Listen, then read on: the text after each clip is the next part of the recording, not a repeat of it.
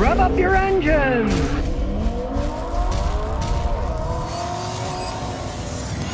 There's now a class action suit against Honda for rats eating through wiring in cars because they coated it with a soy-based coating. Realize that soy is, of course, made from soybeans, and I guess rats like eating it. Well, there was a guy in Arlington, and he was backing his car up, and he lost his power steering. And he didn't know that much about his car. He thought, oh, maybe it's low on power steering fluid. Of course, he finds out it's got electronic power steering, and the rats had chewed through the wire, and it didn't work anymore. It turns out that Honda knew about this a long time ago. And when he took his car in, they wanted $500 to fix it. They wouldn't fix it under warranty. They said it was natural causes. But Honda knew this problem existed and just kept their mouth shut. They even sell a chili powder infused AntiRat Tape so the rats don't chew on it. And they even told the dealers when they got the cars, some of these wires that are sticking out, wrap them with this tape right away so they don't bite. They knew there was a problem, but they're not, owning up to it. I guess if you want, you could get some chili powder, make a spray all the wiring on the car. Of course, it would wipe off after a while. The tape would work better, but they knew about it. Only now they're saying, well, that's natural causes. It's not our fault. Rats eat wiring all the time. Yes, they might at some point, but if it's tasty, they're going to bite on it a lot more. So it's in front of a federal judge in Chicago now. See what's going to happen with that. But as I've said before, you start messing around with things that are different. Soy-based. Oh, it's biodegradable. Great. Yeah, well, the rats want to biodegrade it by eating the stuff now. I've seen it happen on customers' cars in Houston. They eat through anything that's soy-based. Sometimes they never think of the ramifications of things that they try, and this is obviously one of the things they didn't think of. The ramifications was that the rats are going to bite the soy-based wiring coating because it's tasty. And Honda won't own up to it, and they're saying, oh no, you can't sue us all, because of course if they did, there's a whole bunch of people out there, hundreds of thousands of people that have cars that are made with this stuff, then they're wide open for anything. Let's say it eats through your fuel pump wire, and then the car dies on the highway and you get killed by somebody rear-ending you. Honda's going to be on the line for that, so they'll fight it tooth and nail. Well, maybe they should have thought of not to use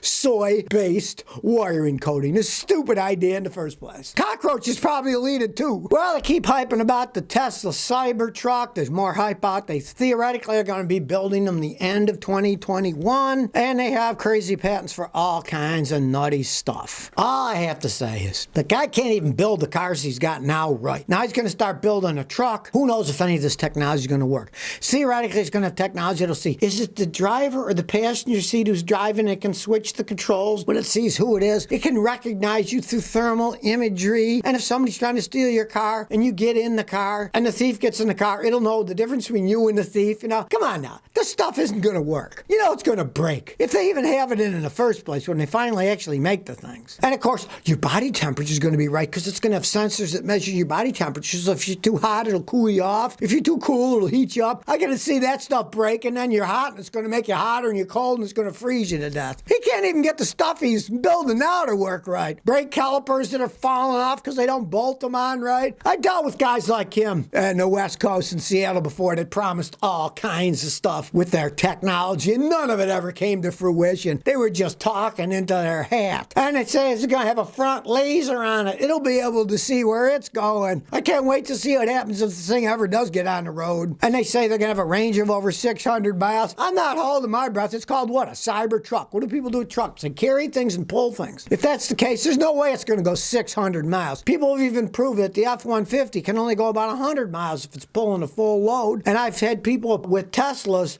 tow stuff, and they lost 60% of their power when they were towing a couple 1,000-pound boat behind them. So all this stuff is fantasy. Wait till it comes out in the real world and they're actually out there and see what happens with these things. Because he's claiming these things are so space age and now they're going to take your breath away. Well, it's definitely going to take your money away. As to whether it takes your breath away, only time will tell on that one. I'm not holding my breath with the science fiction when it meets reality and see how the boundaries are broken when the stuff doesn't work anymore and nobody knows how to fix them. Well, here's an interesting tidbit. Ford is now producing more electric Mustangs than gas ones. Of course, the electric Mustangs aren't really Mustangs. They're electric SUVs. They just use the name. But as it stands today in 2021, Ford's made 27,816 of the electric Mustang Mach-E, and 26,089 regular Mustangs that have engines in them. People are always going to try stuff out to see what's happening. Realize we're dealing with electric cars versus gas cars. Different range. People are going to buy the electric one just to see what it's like, see what kind of performance it has, maybe as a toy, hoping it'll become a collector's item. People often do things like that. But that only lasts so long. To make an actual market where they're selling millions of these things, that's another story. Because as everybody knows, if you follow the history of cars, often cars set their sales records in the first year because it's new. Everybody wants to get this new thing and try it out. Realized if you watch my videos over time, in California already, 20% of the people who bought electric cars saying they're getting rid of them. They don't like it. It's too much hassle, right? Let's see what happens 5, 10 years down the line. The first sales and stuff. Look at the Fiat 500s. One year they sold 55,000 of them in the United States. Then the last year they sold like 1,000 of them and they don't sell them here anymore. And they stopped the factory production in Mexico. They shut that down too. So take it that the Mustang E, the electric one, it's made in Mexico too, just like the Fiat 500. So I'd have kind of questions about quality control. I'll see what happens as they roll out, as I actually see them and have customers with them and see what kind of experience they have with them before I'd put any money in them. Nick says, my 2021 Honda Civic jerks when I take the foot off the gas. I got a new CVT with a base 2.0. I noticed every time I take my foot off the gas, the RPMs jump up slightly. It does this stuff going uphill, downhill, or just straight. I don't mind it. There's a little jerk as the RPMs drop 300 to 400 RPMs when I come to a stop. I can't believe it's normal. I've driven other CVTs and they never did this. Yeah, it shouldn't do that. Take it back to the Honda dealer, see if they have any software upgrades, and also film it with your camera. Get your phone out and film it and show, look, it's doing the jerk, and now here's what it does. Film the RPM, here's it's doing that. And it shouldn't do that. It could be they have the software wrong, it's a new car, and sometimes they don't figure that out for years, so don't give up. If they say they can't fix it now, wait a year, and then take it in and say, have you figured out why it's doing this? But get it on paper. When you take it in, have them type up the complaint and then get a receipt from them that says whatever. So you got proof that it's always done this. So they don't give you some BS that, oh, well, we didn't know about it. Always get a paper trail. Don't say, oh, they checked it out and they give me paperwork. You need paperwork so you can follow it down. So if they find out 3 years later there's a problem, you got paperwork to say you had that problem right from the beginning. Steve's 009 says, have you ever driven a right-hand car? I've driven them, and it's really weird because, of course, you can't really pass people because you're driving on the other side of the road and you can't see around. If it's an automatic, oh, I don't have all that much problem, but if it's a standard, I can't stand it because clutch pedal, the brake pedal, and the accelerator are still in the same position.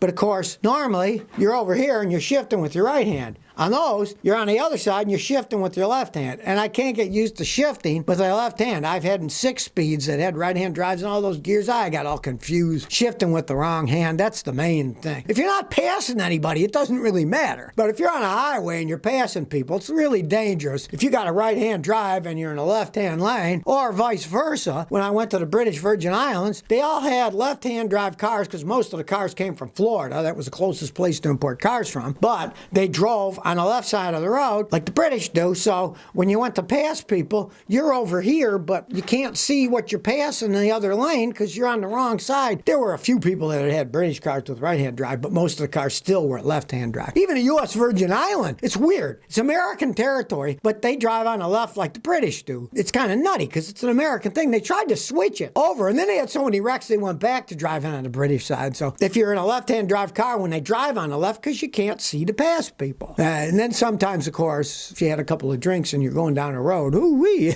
you forget which side of the road you're on. It gets really confusing. There it's best to do like we did and take the little taxis they have. They come and get you.